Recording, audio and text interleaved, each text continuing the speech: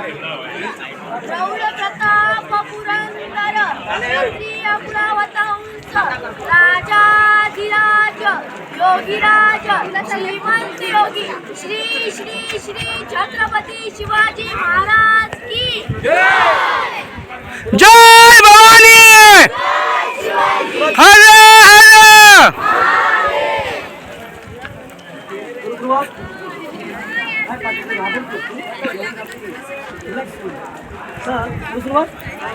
आता आपण ज्या ठिकाणी उभे आहात हे अतिशय पवित्र स्थान लक्षात ठेवायचं. आपल्या राजांचा राज्याभिषेक झाला ते हेच ठिकाण आहे. 6 जून 1674 ला आपले राजे छत्रपती बनले. ही जागा आहे.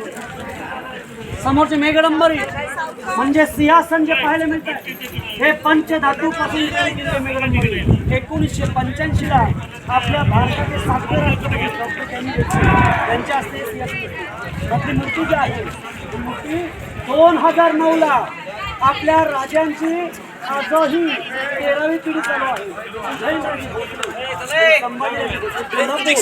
आणि सातारा यांच्या हस्ते 2009 ला मूर्ती बसली. मुळात पहिलं सिंहासन हे सोन्याचं होतं. 32 मणाचं.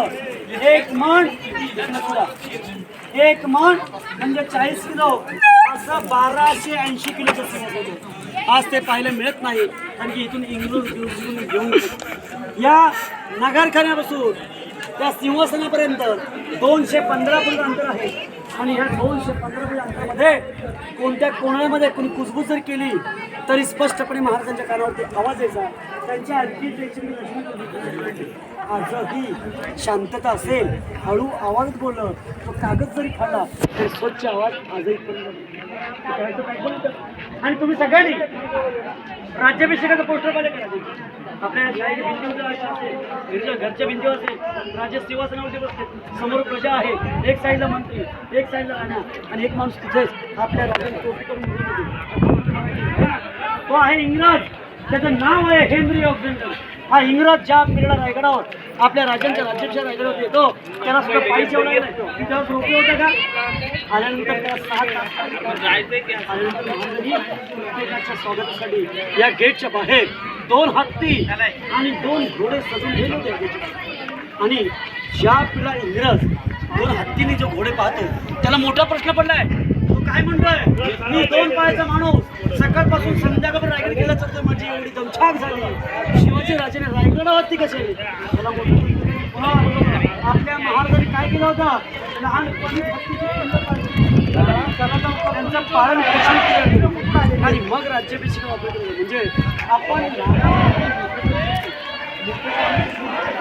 काय हे आपल्या राजांची गोष्ट. आणि हत्तीची वाढ 3 ते 4 वर्षापूर्वी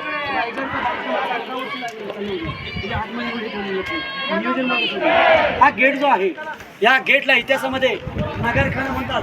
32 पायऱ्या वर चढून नगरे वाचण्याची नगरे वाचले किल्ले बंद व्हायचे.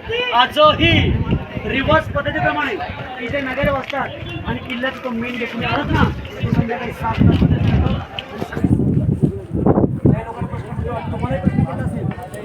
एवढा मोठा दरबार. या दरबाराला आपल्या राजांच्या राज्याभिषेक हा अखंड डोंगर कापून जायचा दरबार आहे. काही जवळ आल्यामुळे तो दगड कसं राहिला. त्यांची 6000 प्रजा व्यवस्थित बसली. पण या इतिहासकारांचं काय म्हणणं आहे या दगडामुळे आवाज घुमत असावा. इथं होतो पण आपण इथे होत नाही. आता आपण चाललोय बाजारपेठेजवळ.